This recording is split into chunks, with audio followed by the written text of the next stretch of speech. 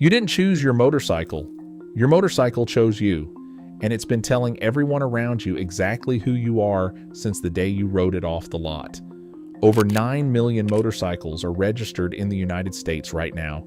9 million riders who all believe they made a logical, personal decision. They didn't. They made a psychological one. And if you don't know what yours says about you, everyone else already does. By the end of this video, you will. I've been around bikes long enough to know one thing: the machine never lies. I've seen guys roll into a shop on a blacked out Harley Softail, full cut, acting like they eat gravel for breakfast. Then I find out the bike has 800 miles on it and they bought it 3 summers ago. I've seen sport bike riders talk about track days they've never actually done. Adventure riders with panniers still in the original packaging. The bike tells the story before the rider opens their mouth. Here's exactly what your motorcycle is saying, and you're probably not going to like all of it. Let's start with the most American motorcycle on earth. If you ride a Harley-Davidson, people see you coming from 3 blocks away. The pipes make sure of that, and that's exactly the point. Here's what people think a Harley rider is: a road-hardened outlaw. A guy who's seen things, done things, doesn't answer to anyone. The leather vest, the highway pegs, the slow roll through downtown on a Sunday morning, it all screams freedom. Here's what a Harley actually says: you care deeply about how you're perceived. That's not an insult, that's just the truth. Harley-Davidson is one of the most recognized motorcycle brands on the planet, and it's worth that much because its riders buy into an identity, not just a machine. You didn't buy a motorcycle, you bought a version of yourself you wanted to be. And here's the part nobody says out loud: the average Harley buyer in the United States is in their mid-40s. Average household income, over $90,000 a year. These aren't outlaws. These are accountants and contractors and project managers who want 2 hours on a Saturday where nobody can reach them on Slack. Now, there's nothing wrong with that. In fact, that's one of the most relatable things in motorcycling. But here's where it gets interesting. Harley riders are also the most brand loyal customers in the entire powersports industry. Once you buy one, statistically, you buy another. The data is clear. Harley owners return to the brand at a rate that no other manufacturer in powersports comes close to. Once someone rides one, most of them ride another. And another after that. That's not just loyalty, that's identity locked in. The Harley rider just wants everyone to believe the outlaw part a little more than it's actually true. And the beautiful thing is, after enough miles, some of them actually become it. What it really says: I worked hard for this, and I want you to know it without me having to tell you.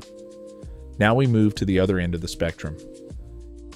If you ride a sport bike, CBR, R6, GSX-R, anything that puts you in a full tuck at 30 miles per hour, just going to the gas station, you are communicating something very specific to the world. The stereotype: you're a dangerous lunatic who filters through traffic at 90 miles per hour and posts it to Instagram with the plate blurred out. The reality? You're probably 24. You watched too many MotoGP highlight reels at 16. You spent 6 months researching which bike to buy and another 3 weeks picking the color. And you absolutely have a helmet with a visor that matches the fairings, because of course you do. Here's what the sport bike actually reveals. You are performance obsessed, but not always in the way you think. Sport bike riders are often the most technically knowledgeable riders on the road. They understand suspension geometry. They know the difference between a slipper clutch and a conventional one, how a back torque limiter keeps the rear wheel from hopping when you downshift hard into a corner. They've watched Twist of the Wrist on YouTube at least twice, and they'll recommend it to anyone who stands still long enough. But here's the uncomfortable truth. The vast majority of sport bike owners in the US never bring their bike to a track. That machine you bought for the track, it lives on the street. And on the street, you're using about 15% of what it can actually do. The sport bike rider is someone who bought the ceiling before they finished building the floor. And that's not a criticism, that's ambition. The problem is, the ceiling gets heavy when you haven't earned it yet. What it really says: I have aspirations I haven't fully lived up to yet, but I'm going to, which, if you're being honest, describes most people in their 20s. So respect where respect is due. This one is my personal favorite because the gap between the image and the reality is the widest of any category on this list. The ADV rider, the guy on the BMW GS, the Africa Twin, the KTM 790 Adventure, presents himself as an explorer. He's going off the grid. He's got a GPS mounted, a first aid kit strapped to the rear rack, a hydration pack, and 4 different luggage systems that he spent 2 weekends fitting. He looks like he's about to cross the Darien Gap. He is going to Starbucks. Now, before the ADV community comes for me in the comments, I know some of you genuinely ride these things hard. There are riders doing incredible cross-country trips. The Alaska Highway, the Trans-America Trail, the Blue Ridge Parkway to Tail of the Dragon in 1 weekend. Real miles, real dirt, real commitment. But statistically, the BMW R250 GS is one of the best-selling motorcycles in America year after year, and the majority of them never see unpaved road. They sit on the highway at 75 miles per hour, fully loaded with Touratech accessories, doing exactly what a sport touring bike would do at significantly less cost. Here's what the ADV bike actually says about you. You are a planner. You are someone who values the option of capability more than the capability itself. You like knowing you could go off-road, could camp overnight, could handle whatever the road throws at you. You might even tell yourself you're going to do the big trip next year when work settles down, when the kids are a little older.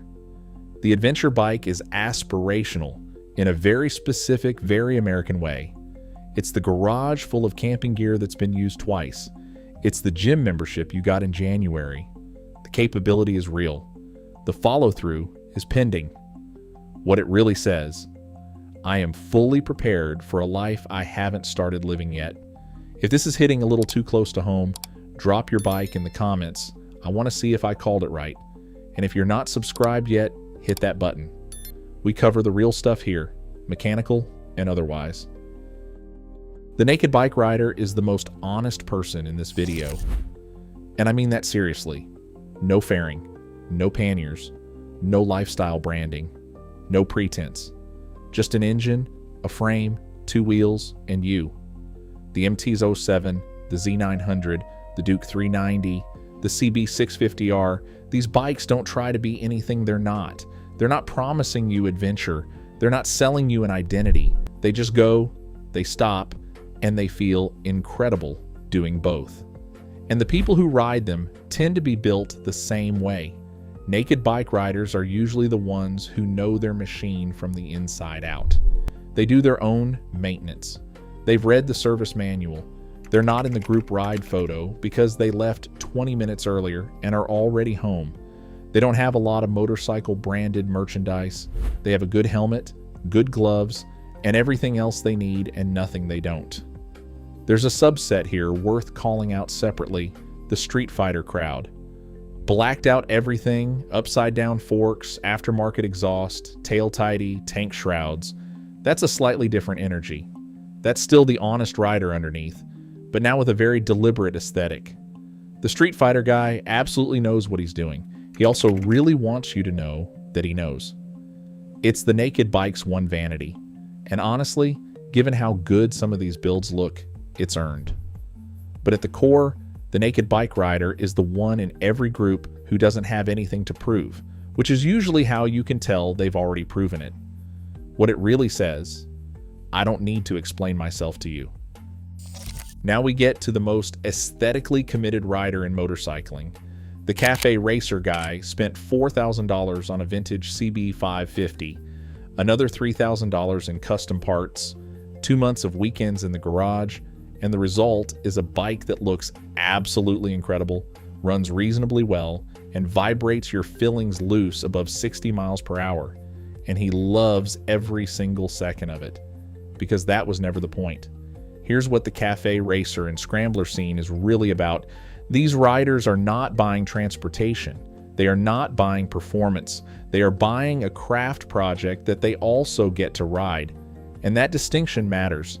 The cafe racer rider cares about the feel of the throttle response, the look of the gauge cluster, the specific texture of the grips, the exact shade of British racing green on the tank. They will spend 45 minutes explaining the provenance of a solo seat that costs more than most people's monthly car payments, and they will not understand why you don't find that interesting.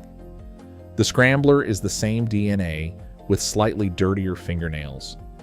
The guy on the Ducati Scrambler, or the Royal Enfield INT 650 at a Sunday morning coffee meet, is telling you he has taste, and he's usually not wrong. These bikes exist at the intersection of function and art, and the people drawn to them tend to live there too. What this category reveals is someone who sees motorcycling as the last truly analog experience in a world that's gone completely digital. No screens, no subscriptions, no algorithms, just metal and fuel and craftsmanship. In 2026, that's not nostalgia. That's a philosophy. What it really says, I care about the details more than most people think is reasonable, and I've made peace with that. The dual sport rider is the one person on this list who genuinely isn't performing for anyone, and that alone sets them apart from almost everyone else we've talked about. A KLR 650, a DR 650, a WR 250R with a headlight zip-tied to the bars. These are not status symbols. Nobody sees you pull up on a dual sport and assumes you spent a lot of money or have strong opinions about handlebar tape. The dual sport exists in a category that's almost entirely free of ego, which in motorcycling is rarer than you think. The dual sport rider is usually one of two people. Either they're 19 years old and this was the most motorcycle they could afford, and they're about to learn more about riding in the next 6 months than most people learn in a decade, or they're a very experienced rider. Someone who has owned sport bikes and cruisers and adventure bikes and toured the country twice, and they've come out the other side with exactly zero ego left. They just want to ride. Everything, anywhere.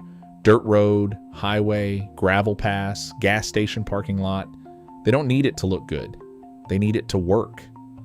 The dual sport rider is the person who puts 60,000 miles on a bike that costs less than most riders' full gear setups. They fix it themselves with hardware store parts. They've been stranded in places with no cell service, and they sorted it out. There's a quiet confidence in that, the kind that doesn't need validation. What it really says, I'm here for the riding, all of it, nothing else. I saved this one for last on purpose, because the scooter gets more disrespect than it deserves in this country, and I'm going to defend it. If you ride a scooter in the United States, whether a Vespa, a Honda PCX, a Yamaha NMAX, or a Kymco of some kind, you are doing something that requires a level of social confidence that most motorcycle riders will never understand, because nobody's going to nod at you at a red light. The Harley guys won't acknowledge you. The sport bike riders won't see you. The ADV crowd is too busy looking at their GPS. You are invisible in the motorcycling world, and you absolutely do not care. That's the whole thing. Scooter riders in the United States are some of the most practical, unbothered people in power sports. We are talking over 100 miles per gallon real world, not manufacturer claims. The Honda PCX and Yamaha NMAX regularly hit 100 to 130 miles per gallon in actual use. Easy to park anywhere. Automatic transmission. Low maintenance. You get to work, you get home, you spent $9 on fuel this week, and you found a parking spot in 30 seconds while the guy on the GS was still circling the block. Here's the part that should make every other rider on this list uncomfortable. The scooter is objectively the most rational choice for urban transportation in America. The Vespa launched in post-war Italy in 1946 and became a symbol of the country's recovery. Affordable mobility for a nation rebuilding from rubble. A machine that let ordinary Italians get back to work and back to life. In most of Asia, scooters outnumber cars in every major city. The rest of the world figured this out 80 years ago. The United States just never got over the image problem. So what does the scooter really say about its rider? It says, you have thought about this more carefully than everyone laughing at you. It says you optimized for your actual life, not for how you look in a parking lot. It says you are either the most enlightened person in motorcycling, or you just needed something reliable to get to work. And this made the most sense. Either way, unbothered. And in 2026, that might be the most powerful thing you can be. What it really says, I've already done the math. Have you? Here's the truth this whole video was building toward. Your motorcycle is a mirror. Every choice you made, the brand, the category, the color, the mods, every single one of those reflects something about who you are, who you want to be, and how wide the gap is between the two.